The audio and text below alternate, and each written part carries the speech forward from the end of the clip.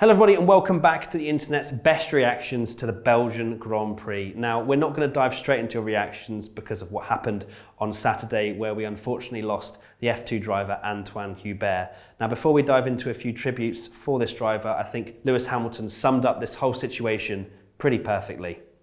If a single one of you enjoying and watching the sport think for a second what we do is safe, you're hugely mistaken. All these drivers put their life on the line when they hit the track, and people need to appreciate that in a serious way because it's not appreciated enough. Not from the fans nor some of the people actually working in the sport. Antoine is a hero, as far as I'm concerned, for taking the risk he did to chase his dreams. I'm so sad that this has happened. Let's lift him up and remember him. Rest in peace, brother. Now we're going to go into social media team championship where every single team has scored 3 points for their tributes, which you're going to see on the screen right now for Antoine Hubert.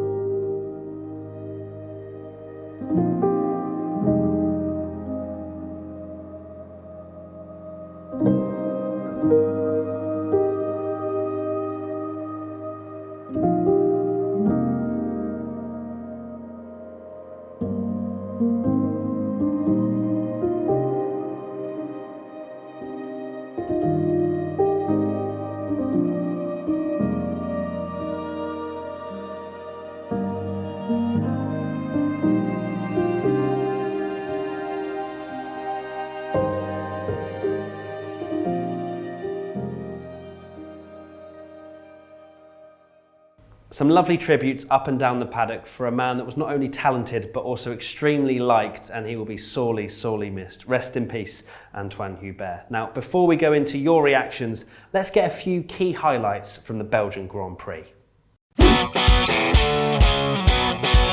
Now, the beginning. Max Verstappen, for some reason, he kind of threw himself back to his old self as he threw himself up the inside at turn 1 after a difficult start, diving straight up the inside of Kimi, who, fair enough, didn't think he'd be coming that far back. Contact, front left steering arm was pretty much broken on Verstappen's car. He then continued, which I found the most strange and almost kind of concerning as he was going towards Eau Rouge, but then backed out of it, it broke and he went into the wall. So a bit strange, but I guess Max's race was over either way.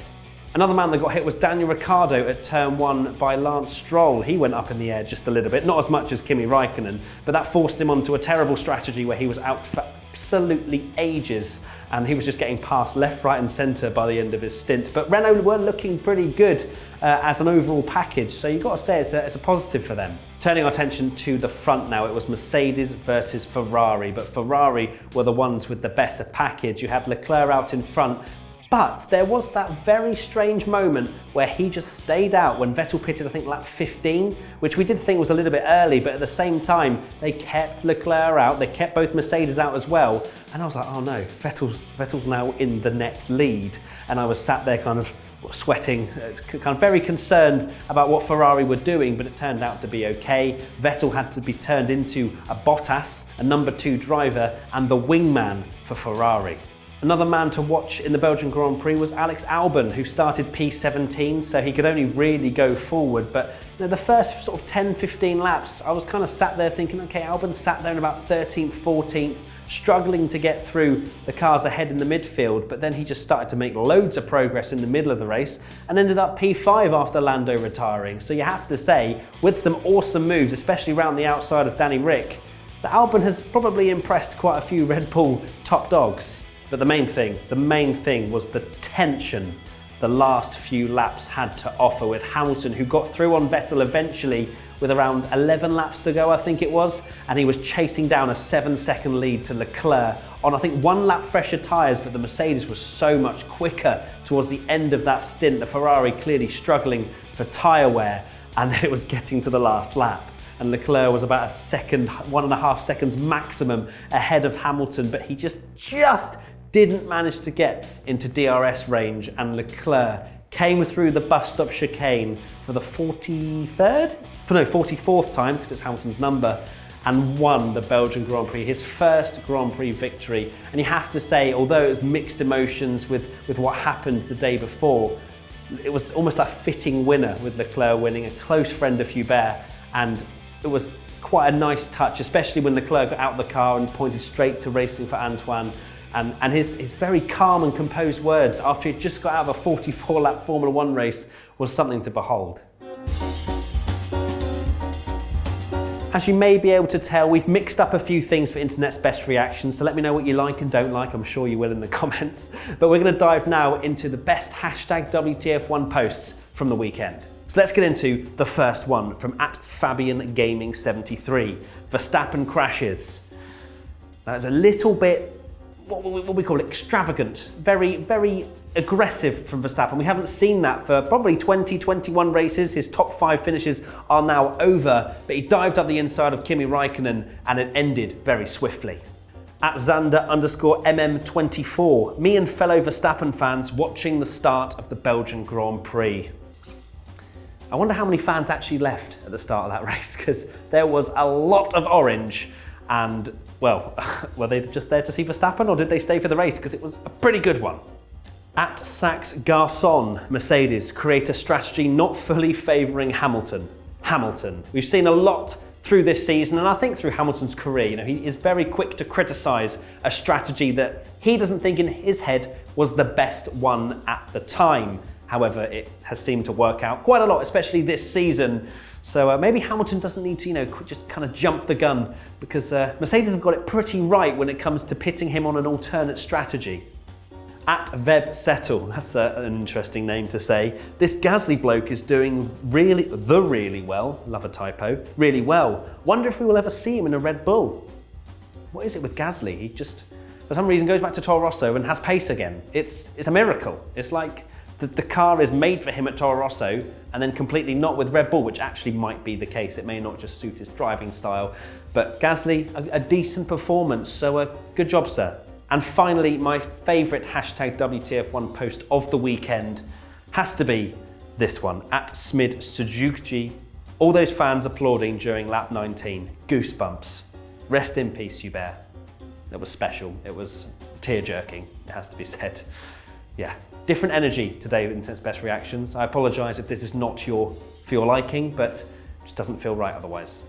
Now let's dive into our top 5 F1 social posts that we've seen anywhere over the week. Now the first one was actually from qualifying, @VK Merc hit the explode button on Kubica's engine to give itself more time to repair Hamilton's car. You heard it here first.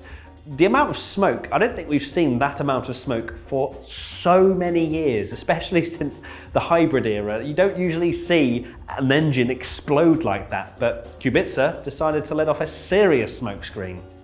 @Troll Sports, he did it, boys.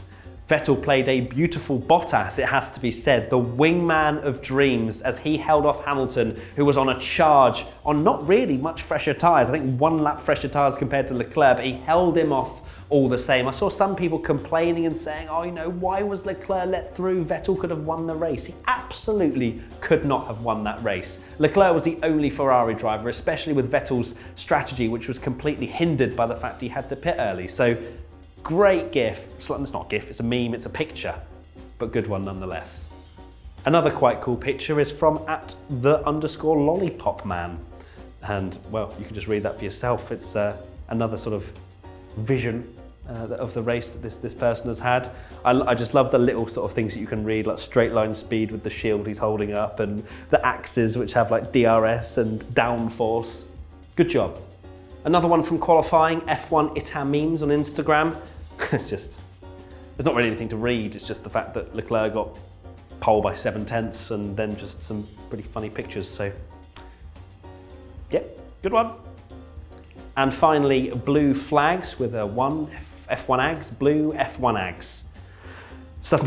That was heartbreaking for Lando, wasn't it? I couldn't believe his luck, because obviously I was very much happy for Leclerc and rooting for him throughout the race and seeing him come over the line, but you just saw Lando stop and I was like, oh my God, Lando stopped, but Leclerc's winning, but Lando stopped, but Leclerc's winning. It was a very sort of 50-50 of emotions at that particular moment, but hey, Charles Leclerc won, so it was kind of an overriding joy, but very sad for Lando, P5, that he was just sat there in P5 just chilling.